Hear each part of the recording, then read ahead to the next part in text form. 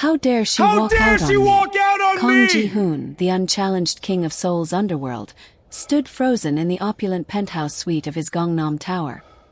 His fists clenched so tight his knuckles whitened. The door she'd slammed still vibrated in its frame, echoing her defiance like a gunshot in the night. Women begged for his attention. Models, heiresses, diplomats, they all crumbled under his piercing gaze. His voice a weapon sharper than any blade his enforcers wielded. But her, Aisha Okoye, that stunning black CEO from Nigeria who'd swept into his world like a hurricane, had just laughed in his face and left him standing there like some lovesick fool. His chest heaved with rage, a dangerous fire igniting in his veins. No one walked away from Kang Ji-hoon. No one. Ji-hoon paced the marble floors, the city lights sprawling below like a kingdom he owned. At 35, he was the most feared man in Korea. His syndicate controlling financial corridors, black market intelligence networks, and shadow contracts that stretched across all of Asia. His arrogance was legendary. His ego a fortress built on the bones of rivals who'd dared challenge him. "Who does she think she is?" he growled to the empty room, pouring whiskey he didn't drink, watching the amber catch the light. Aisha had strode into his penthouse earlier that evening for what she called a preliminary business conversation. Her words, her terms, her timeline. She'd worn a tailored red dress that demanded every eye in the room, her dark skin glowing like polished mahogany under the chandeliers, natural afro framing a face that could launch wars. She'd pitched her Lagos-based tech firm as a partner for his financial operations, AI software to encrypt, route, and mask high-volume transactions across multiple jurisdictions. Clean, elegant, necessary. He'd leaned back in his chair, smirking the smirk that made generals step aside. "You'll do more than partner with me, CEO. A woman like you deserves to be in this room permanently." She'd fixed him with those fierce brown eyes, set her portfolio on his glass table, and said quietly and without a single tremor in her voice, "In your dreams, Ji-hoon. I don't kneel for arrogant boys playing gangster." Then she was gone, heels clicking down his marble hallway like a verdict being read aloud. He couldn't shake her. Sleep evaded him entirely. He lay in the dark, silk sheets tangled around him, replaying every second. Her scent, jasmine layered over ambition, still faint in the air of the room she'd left. At 3 a.m. he had Min-soo, his most trusted lieutenant, pull everything available on Aisha Okoye. By dawn the dossiers were thick. Aisha Okoye 32. Born Port Harcourt, Nigeria. Harvard MBA with distinction. Founded Okoye Dynamics at 27 from a single rented office and a prototype algorithm. Now CEO of one of the fastest-growing AI and cybersecurity firms in the Asia-Pacific region. Relocated her headquarters to Seoul 6 months ago. Had signed framework agreements with 3 of the top 5 Korean chaebols. No criminal record. No known vulnerabilities. No history of backing down from anything. Ji-hoon stared at her profile photograph for a long time. Steady gaze. Slight lift at the corner of her mouth, like she knew something the photographer didn't. "Interesting woman," he murmured. Min-soo cleared his throat. "Should we apply pressure, sir?" Ji-hoon set the folder down. "No," he said after a pause that surprised them both. "I want her to come back on her own terms." Min-soo blinked. In 7 years working for Kang Ji-hoon, he had never once heard those words. The patience lasted exactly 4 days. Then Ji-hoon did something so out of character that Min-soo later told the story in hushed tones to anyone who would listen.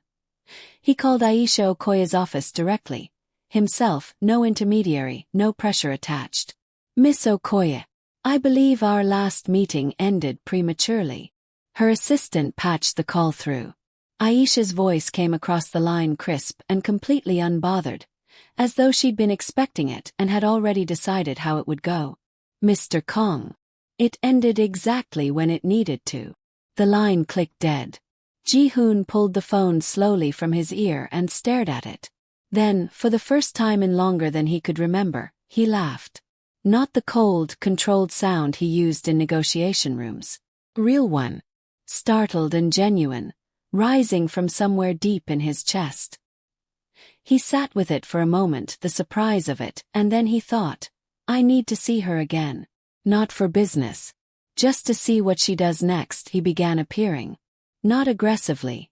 Ji-hoon was too strategic for that, but precisely. The cafe near her Gangnam office building on Tuesday mornings.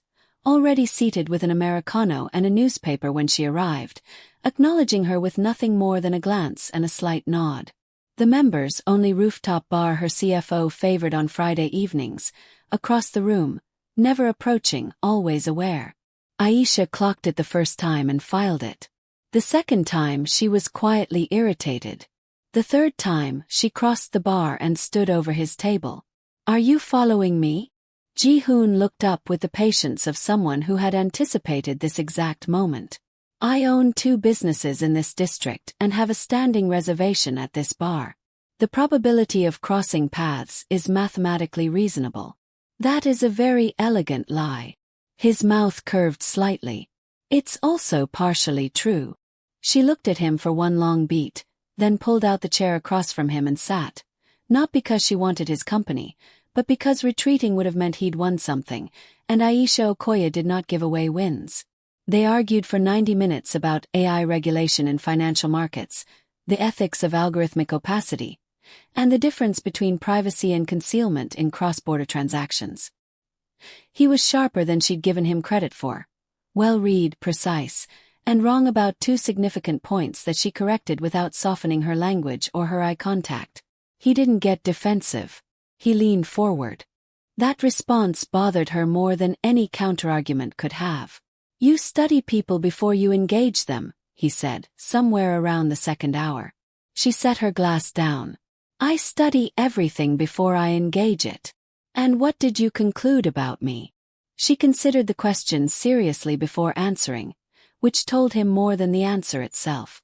That you're accustomed to being the most powerful presence in any room, and that you haven't yet decided what to do with a room where that isn't true. The silence lasted 4 full seconds. Something shifted behind his eyes. Not wounded pride, not calculation. Something quieter. That, Ji-hoon said carefully, is the most honest thing anyone has said to me in a very long time. She picked up her bag. I know, she said, and left him with his drink and the strange, unfamiliar feeling of having been seen clearly by someone who wasn't afraid of what they found. Aisha drove home along the Han River and told herself firmly that Kang Ji-hoon was a complication she didn't need. She knew exactly what he was. The syndicate, the reach, the reputation that made entire business empires reroute rather than cross him. She'd walked into that first meeting with her eyes fully open, because Okoye Dynamics needed the data corridor his financial networks controlled, and she was not a woman who let fear determine her market strategy. What she hadn't calculated was the mind behind the myth. He was, infuriatingly, one of the most intellectually alive people she'd encountered in Seoul's business world. A city full of brilliant men who still, somehow, looked at a black woman in a boardroom and saw a guest rather than a peer. Ji-hoon had never done that. Not once. He engaged her like an equal from the first sentence, and the part of her that had spent years fighting for that basic respect recognized it immediately, and resented that it came from him. Don't be stupid, Aisha, she told the city lights sliding past her window. She reached out first, which annoyed her thoroughly. The business justification was legitimate. The Okoye Dynamics AI platform had one critical integration point that intersected directly with a data corridor Ji-hoon's network controlled, and ignoring it was leaving money and market position on the table. She texted his private number, which she'd obtained through professional channels she refused to feel guilty about. The Sinchan data corridor. We need to talk properly. Business only. The reply came in under 3 minutes. Dinner. Thursday. I'll choose the location. She texted back immediately. Neutral venue. I choose. A pause of nearly 2 minutes. Moving. Aisha set her phone face down on her desk and returned to her work. But her assistant, passing by the open office door with a stack of files, would later privately note that CEO Okoye spent the next 4 minutes not reading a single word of the document open on her screen. She chose a clean, well-lit restaurant in Apgujeong. Private booth, no romantic staging, no power games in the decor. Aisha arrived first, deliberately, and was reviewing her notes when Ji-hoon walked in. He'd left his usual security detail outside. She noticed. He sat across from her and they ordered without consulting menus, both the kind of people who already knew what they wanted, and the business conversation began at a disciplined pace. The Sinchon corridor integration was technically complex and commercially significant, and within 45 minutes they'd built a framework outline that was, objectively, more elegant than either party could have designed independently. It was that simple and that unsettling. Their minds worked in the same register. Different vocabularies, different worlds, but the same underlying architecture of how they moved through problems. Ji-hoon felt it like a frequency he hadn't heard before. Aisha felt it and kept her expression composed. Then the food arrived and the business conversation dissolved without either of them deciding to end it. "Port Harcourt," he said. "What was it like?" She glanced up. "Why do you want to know?" "Because I've traveled every corner of Asia and I know nothing about where you come from." "That's a gap." She studied him for a moment, measuring the question. "It's loud," she said finally. "Alive in a way that gets into your blood. Markets that run all night, the Delta air, the feeling that everything is possible and nothing is guaranteed. Made me fast. Fast at reading people, fast at deciding, fast at moving before the moment closes." Something genuine moved through his expression. "I grew up in Mapogu," he said. "Small apartment. My mother took in alterations work and cleaned offices 3 nights a week." Aisha set her chopsticks down slowly. "That doesn't fit the mythology at all." "No," he agreed. "I prefer it that way." They looked at each other across the restaurant table, two people who had built themselves out of difficult raw material, and the armor between them developed, quietly, a hairline crack. He walked her to her car afterward. The night was cold and clear, the Han River a dark ribbon beyond the city rooftops. At her car door he paused, hands in his coat pockets, and she turned to face him rather than simply getting in, a small choice that felt larger than it was. "The partnership," he said. "I want to move forward with it formally." "So do I. And the other matter." She held his gaze steadily. "There is no other matter, Ji-hoon." He said nothing, just looked at her the way he'd studied those early dossiers. Not consuming, not possessive, but genuinely searching for something true. "You're being careful," he said. "Not an accusation. An observation." "There's a difference between careful and afraid," she replied. "I know there is," he said. "I'm saying you're doing the first one." She almost answered. Instead she opened her car door. He stepped back, giving her the space without being asked. "I'll be patient," he said. She paused, one hand on the roof of the car. "I'll believe that when I see it." She got in. He stood on the curb in the cold and watched her taillights disappear, and the patience he'd promised already felt like the hardest discipline he'd ever attempted. He managed 11 days. Then he appeared at her office. Not the lobby, not reception, but her actual floor, announced through her assistant, carrying coffee from the Itaewon cafe she visited on Tuesday mornings. "You missed Tuesday," he said when her assistant showed him to her doorway. Aisha looked up from her desk, reading glasses pushed up into her hair, jacket off, the controlled energy of someone running a company from this exact chair, and the brief, involuntary expression that crossed her face before she schooled it was not irritation. It was something warmer and more complicated than that. "You cannot just appear at my office, Ji-hoon. Your assistant cleared me." "My assistant is fired." "She's not." "No," Aisha agreed, fighting the corner of her mouth. "She's not. Close the door." He sat across from her desk, the chair designed to position visitors slightly lower, slightly deferential, and managed to look entirely at ease. Aisha remained behind her desk deliberately, the width of it between them, and watched him set the coffee down on the edge closest to her like an offering. "What do you actually want, Ji-hoon?" she asked. He answered without a pause and without any of the usual layers of misdirection. "Ooh. Clearly. I'm trying to do it in a way that doesn't insult either of us." The honesty of it was more disarming than anything orchestrated could have been. She felt it move through her chest and kept her expression level.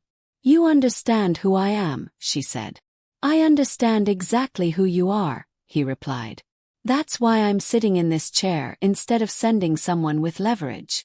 It was the closest thing to a declaration of respect she'd heard from a man in a long time, and they both knew it. She let him stay for 40 minutes. They talked. Not business, not the partnership framework, but the texture of their actual lives. He told her about the early syndicate years, the choices that calcified into empire, the specific moment he'd realized that power without purpose was just a longer leash. She told him about the first investor meeting in Seoul where the room had treated her like the hired caterer until she'd started speaking, and the cold, clarifying anger that had come over her. Not rage, just the final, permanent decision to never again adjust herself for someone else's comfort. "I stopped making myself smaller," she said. "Completely." He nodded slowly. "I can see that," he said. "It's the first thing I noticed about you." It was not a compliment wrapped in flattery. It was just a fact stated plainly, and it landed differently because of that. Their first real kiss happened 11 days after that office visit, in the underground parking structure of the Mapo Cultural Center after a joint meeting with a chaebol partner.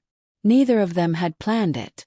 They'd been arguing about the contract terms, about Ji-hoon's instinct to apply pressure where Aisha wanted to negotiate, and she'd turned to walk to her car and he'd caught her wrist, not gripping, just touching, barely there. She'd turned back. The argument dissolved. He kissed her slowly, one hand rising to cup her jaw with a tenderness that had no business existing in a man with his history. When they broke apart, she looked at him in the dim parking structure light, both of them slightly breathless. "This complicates everything," she said. "I know. You understand I will not be managed. Not by you, not by what you represent, not by anything this brings into my life. I'm not interested in managing you," he said. "I've never met anyone I'd be less capable of managing." She searched his face for performance and found none. "Don't make me regret this," she said quietly. "I won't," he said. And she believed him. That was the part that scared her. The partnership launched publicly 6 weeks later at the Seoul FinTech Summit. Okoye Dynamics and Kang Capital, framed as a data infrastructure collaboration, photographed for every major business publication in the region. Aisha commanded the podium in a way that made the room forget everyone else on the stage. Ji-hoon sat in the front row and watched her the way people watch something rare. Privately moved, saying nothing, needing to say nothing. When she stepped down, he was waiting at the edge of the platform. "You were extraordinary." She looked at him sideways. "I know." He smiled. She smiled back. Unguarded, real, the full version of it that very few people in the world ever received from Aisha Okoye. Outside the auditorium, in the glass corridor overlooking Seoul's skyline. He took her hand and she let him. And for the first time in longer than either of them could honestly calculate, both of them felt the specific, terrifying peace of being exactly where they were supposed to be. What they didn't know, what neither of them could have known standing in that corridor, was that someone had been watching, counting, and had already decided that her happiness was a threat worth eliminating. The board moved on a Tuesday, which Aisha would later note with grim irony was her day.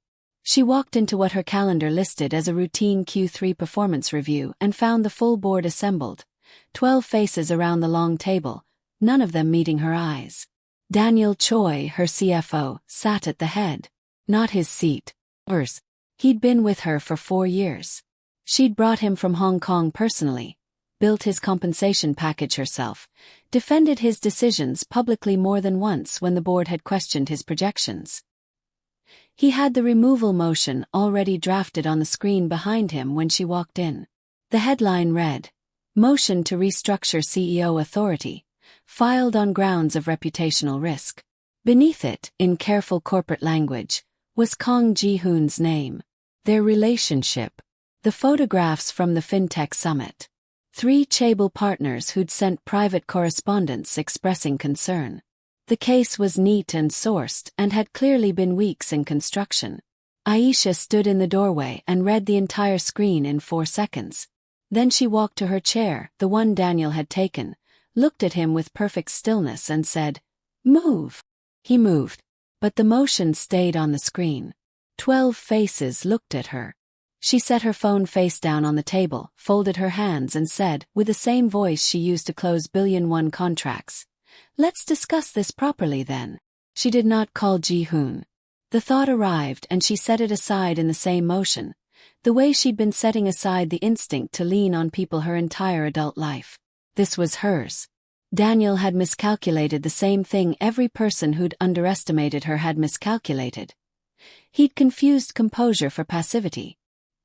He'd seen her choose negotiation over aggression in business dealings and read it as softness. He'd watched her fall, carefully and privately, for a man the world found dangerous, and decided it meant her judgment was compromised. What he hadn't seen, what none of them had seen, was what Aisha had been building in the 4 months since the Kang Capital partnership was first proposed. She opened her laptop and began presenting without preamble. The first document was a signed letter of intent from a sovereign wealth fund in Abu Dhabi, a contract worth more than Okoye Dynamics' entire previous fiscal year, initiated through connections the board knew nothing about. The second was a framework agreement with a Singapore-based infrastructure consortium, 3 months in negotiation, completed the previous week. The third was a forensic audit she'd quietly commissioned 2 months ago when she'd first noticed irregularities in Daniel's quarterly projections. Not because she'd suspected betrayal, but because Aisha Okoye audited everything, always without announcing it. The audit showed 11 instances of margin misrepresentation. Small enough to be deniable. Consistent enough to be a pattern. She placed the printed copy in front of Daniel and watched his face change. "The Kang Capital partnership," she said to the room, "has tripled our projected Q3 contract pipeline. The reputational risk you're describing is a headline. The financial risk you've been running internally is a liability." The room was silent for a long time. Daniel resigned before the meeting ended. 2 board members followed him within the week. Aisha restructured the empty seats within 10 days, filling them with 2 fintech executives she'd been quietly courting for months. The speed of it, the completeness of it, was the thing people talked about afterward. How she'd walked into her own removal and walked out having dismantled the people who'd attempted it, without a single raised voice. Ji-hoon heard about it through the financial press, not from her. He appeared at her office that evening. She was still at her desk, the city dark outside her window. "You didn't tell me," he said from her doorway. "It was mine to handle. You could have called." "I know," she said. "I chose not to." He stepped inside and closed the door. "Are you all right?" The question was quiet and direct and had nothing strategic in it. She looked at him, this man who had walked into her life like a controlled demolition and somehow, against every calculation she'd made, had stayed careful with her. Her voice, when it came, was steadier than she felt. "I'm angry," she said honestly. "At Daniel. At the fact that they used you as the weapon."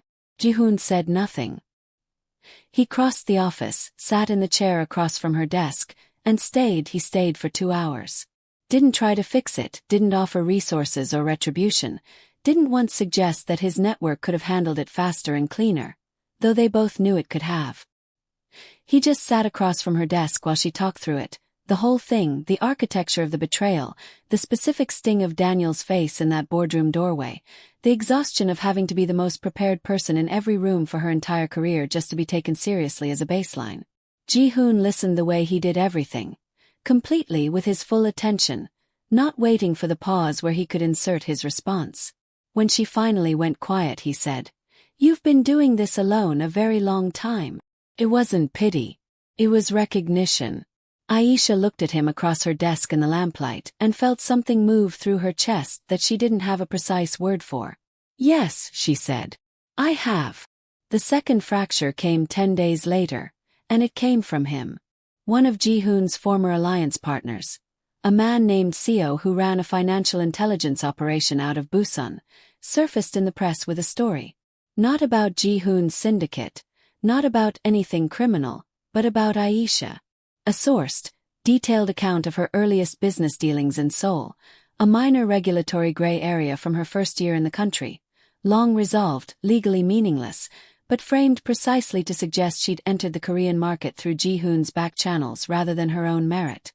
The implication was clear and ugly. That Okoye Dynamics's rise was built on his shadow, not her substance. Ji-hoon knew within hours that Seo had done it to destabilize him. Hurting Aisha was a way to reach Ji-hoon through the one thing he couldn't simply crush. He had Seo dealt with swiftly and quietly. What he didn't do, because he didn't think to do it in time, was warn her first. Aisha found out about the story and about Ji-hoon's response at the same time, from the same source. She called him. Her voice was controlled in the way it got when control was the only thing standing between her and something much larger. "You handled it," she said. "Yes. Without telling me. It happened quickly. Seo needed to be." "Ji-hoon." Her voice stopped him. "You used your world to manage something in my world without asking me. Do you understand what that does? To the narrative, to the independence, to everything I've built. If the story becomes that Kang Ji-hoon fixes my problems." The silence on the line was long. "I was protecting you," he said. "I know," she said. "That's the problem." She ended the call. She sat in her apartment above the Han River and stared at the city and let herself feel, for the first time in months, the cold weight of being completely alone. Ji-hoon did not call back that night. He sat in his penthouse and processed what she'd said with a particular, unfamiliar discomfort of a man who'd done something from genuine care and caused genuine harm. He'd spent 15 years in a world where problems were solved through force and speed, and the willingness to act without consultation. Those instincts had built his empire. They had no place, he was beginning to understand, in the specific thing he and Aisha had built together. A space that only existed because she had chosen it freely, and would only survive if she continued to choose it freely. He called Min-soo at midnight. "If anything touches her world again," he said, "you tell me, and then I tell her, and she decides." Min-soo was quiet for a moment. "Sir, that's not how we... It's how we do it now," Ji-hoon said. He put the phone down and sat with the skyline and the unfamiliar, difficult work of becoming someone worthy of the woman who had refused to be afraid of him. She called him 4 days later. He picked up on the second ring. "I need to say something," Aisha said. "I'm listening." She'd rehearsed this. She was a woman who prepared for every conversation that mattered. And then she'd set the rehearsal aside because what she actually needed to say had no polished version. "When I was 24, she said, "I had a mentor at Harvard. A professor I trusted completely. He took credit for my thesis research in a journal publication. Quietly. The way people do when they know you won't have the standing to fight back." Ji-hoon said nothing, which was exactly right. "After that I decided the only way to guarantee my work was mine was to never need anyone. For anything. And I built a career on that principle, and it worked, and I'm proud of it." But when you sat in my office after the board vote and didn't try to fix it or take it over, just stayed, I felt something I hadn't felt in a very long time. Like I could be in the same room with someone and not be smaller for it. Her voice stayed steady. "And then when you moved on the CO situation, I punished you for it. And you were right that it needed to be handled differently, but I was running an old fear. And that's mine. Not yours." Ji-hoon was quiet for a moment. When he spoke, his voice had none of its usual architecture. No strategy, no layers, no control for its own sake. Just the plain sound of a man telling the truth. "I've spent 15 years building something that makes me untouchable," he said. "And I convinced myself that was enough. That untouchable was the same as strong. You walked out of my penthouse the first night and I couldn't stop thinking about it. And I told myself it was ego. It wasn't ego, Aisha. It was the first time in 15 years that I met someone who made me want to be better than what I'd built." She pressed her hand flat against the glass of her apartment window, the city glittering cold and enormous below. "I'm not a project, Ji-hoon." "I know," he said. "You're the standard. There's a difference." She closed her eyes. Outside, Seoul moved through the night, indifferent and full of light. They met the next evening at the Han River Park. Neutral ground, no offices, no power furniture, no audiences. Aisha arrived in a wool coat, the river wind lifting the edges of her hair. Ji-hoon was already there, standing at the railing, the city reflected in the dark water below. He didn't reach for her when she stopped beside him. He waited. She looked at his profile in the evening light. The line of his jaw, the dragon tattoo visible above his collar, the careful stillness of a man holding himself in check. "I'm not going to stop being exactly who I am," she said. "No," he agreed. "I know. I stopped wanting you to be anything else around the second Tuesday." She looked at the river. "This is going to be difficult. Everything worth having is." She turned to face him fully. "Equal footing. Every time. Not just when it's convenient." "Equal footing," he said without hesitation. "Every time." She held his gaze for a long moment, measuring it against everything she knew about people and performance, and the specific difference between a man saying what he meant and a man saying what he thought she needed to hear. What she found was the former. She stepped forward. He met her halfway. The kiss was slow and honest, the river cold beside them, the city enormous and glittering around them, both of them exactly as difficult and extraordinary as they'd been from the beginning, and choosing each other anyway. 6 months later, Okoye Dynamics opened its new Seoul headquarters in a glass tower in Uido. Aisha stood at the podium in the atrium, her team around her. 4 years of work made permanent in steel and light. Ji-hoon was in the room. Not at the front, not beside her on stage, but near the back doors, like a man who understood completely that this moment belonged to her alone. She found his eyes once during the speech, briefly, and something passed between them that needed no translation. Afterward, in the emptying atrium, he made his way to her through the thinning crowd. Herso was at her side, her new CFO, 3 chaebol representatives with handshakes pending. He waited. When the circle cleared, he stepped forward, and she looked at him the way she always looked at him now.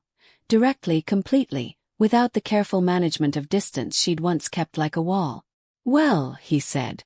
She glanced around the atrium, her building, her company, her name on the glass 40 stories above the street. "I think," she said, "that I'm exactly where I decided I would be." He smiled.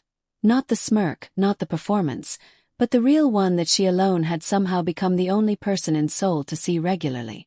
"And me?" he asked quietly. She took his hand, right there in the open atrium, in front of the chaebol representatives and her entire senior staff and the photographer from the business press still packing up near the stage. "You," she said clearly, "are where you earned the right to be." He brought her hand briefly to his lips. "Then I'm staying," he said. "Good," said Aisha Okoye, CEO, unmovable, match made. "So am I."